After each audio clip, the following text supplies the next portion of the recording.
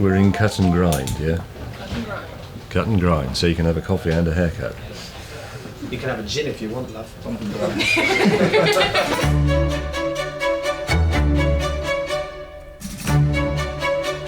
Well, I'm enjoying the Alpine very much mainly because it's small. This is something that people have lost sight of with supercars. I mean, it isn't a supercar, it's only a sports car, but it feels like a supercar, and because it's small, you get a bigger road. As I've said before, it's like Richard Hammond effectively has a bigger house than the rest of us because he's smaller.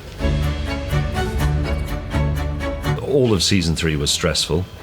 Filming the Grand Tour is a stressful business. I mean, it's great fun, but it's okay. If I have to pick an absolute most stressful moment, it was being in the same car as the other two for days on end in Mongolia. Ooh, we went to quite a few places for the first time, but I think Chongqing, if I'm saying that correctly, in China, that's a fascinating place. Very hot. It gets so hot that the government tells people to go home and stop working. I like that idea a lot. But it's just it's properly Chinese. It's a bit that a lot of people from Europe and America don't go to, even though it's the industrial centre. It's the Detroit of China, or Detroit is the Chongqing of America. I don't know, but yeah, fascinating. Liked it. Great noodles. Blow your head off. And your arse. My favourite motoring journalist to watch is me, followed by Chris Harris. Now, the new Toyota Supra, that is quite exciting, I think. I like the look of it. I've never had a Japanese car apart from a brief dalliance many years ago with the Daihatsu 4-track. I've had lots of Japanese motorcycles, but not Japanese cars, so I think if I were going to have one, yeah, the Supra would be up there. Supra or the GTR.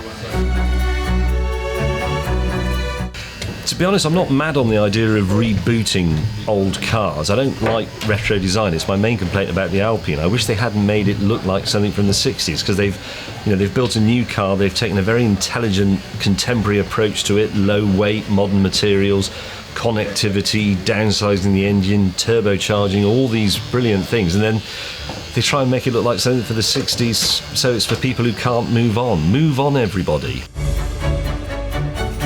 I'd have the Senna because I think it looks better, and I think the aesthetic is ultimately triumphant, and if the thing you have doesn't look nice, you won't like it and you won't enjoy it. A bit like having a dog. You can't have an ugly dog. I would never own a diesel, and never have. I've always thought, this is going to sound like I'm just being sanctimonious in hindsight, but even back in the 90s, when everybody was getting excited about the future of diesel executive saloons and all that sort of stuff, I thought, no, rubbish. They smell funny and they don't respond to the throttle properly, and they make that horrible rattly noise, and they're just mean-spirited. Get rid of them. Dr. Diesel was lost over the side of a cross-channel ferry, I believe. Not soon enough, though. My Ferrari 308 is essentially pretty terrible.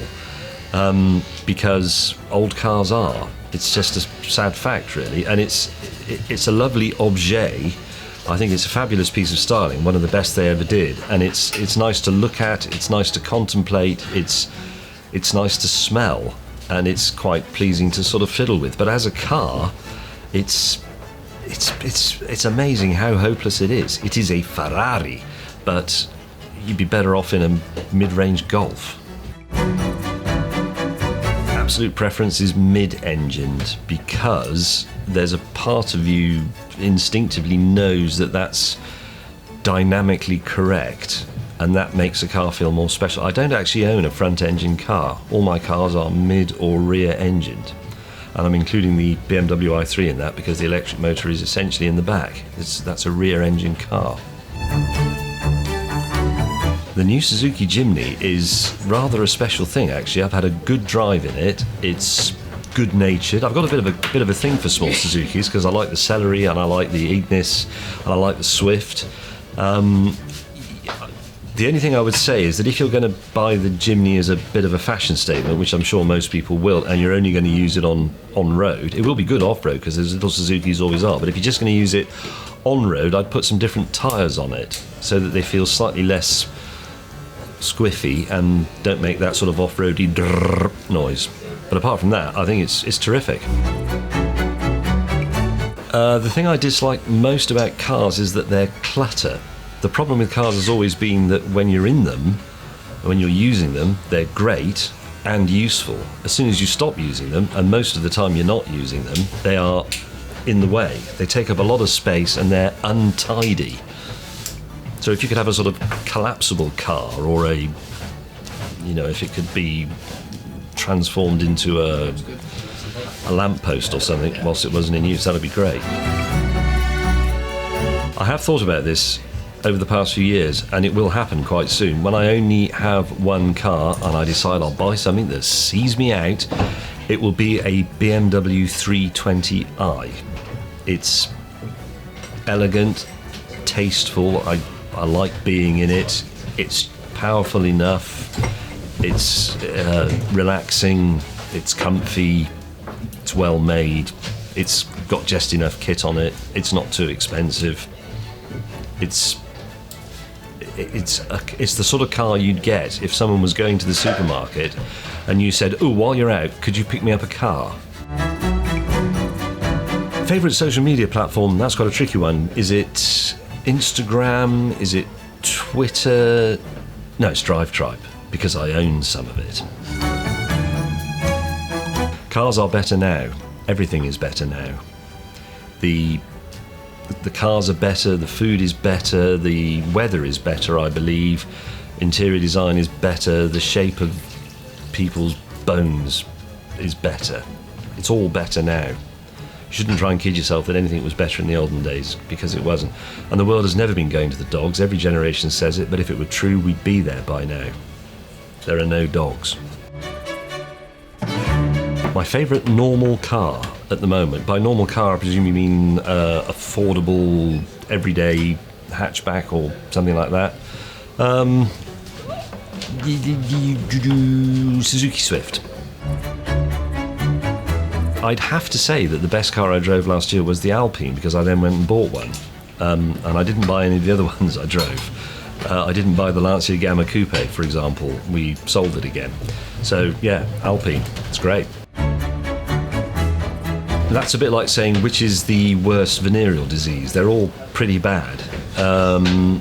Which is the most annoying? I would say overall, Clarkson. Fake exhaust. I suppose it's harmless, but the bit of me with an engineering bent says it's lying. It's simply not true. It's a functional thing, an exhaust pipe. You don't need to fake it. Either have it or don't have it. Generally, I haven't regretted any car that I've bought, because in the moment when you buy it, it's very, very exciting and it's absolutely what you want. But there was one car that I bought for Sarah, my other half. It was a 1970s Triumph 2000 Saloon, which I thought she'd find amusing because she quite likes 70s design and all that sort of thing. I don't think she ever drove it, and I sold it and she didn't notice for over a year. And I sold it at a loss. Somebody offered me what I'd paid for it, which was a couple of £1,000, and I said, no, I'm going to put it on eBay. It's worth something, this, and I got 1,400 quid. No offence. I'm sure it'll be, but this is a continuity haircut, so I can't really interfere with it.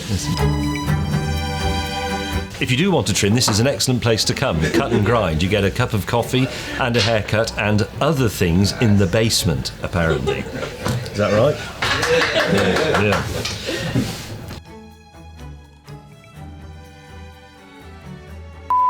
I've definitely got the worst hair in the room, haven't I? Yeah, this is really bad advertising. I am sitting in the window. People are going to walk past and go, Christ, no.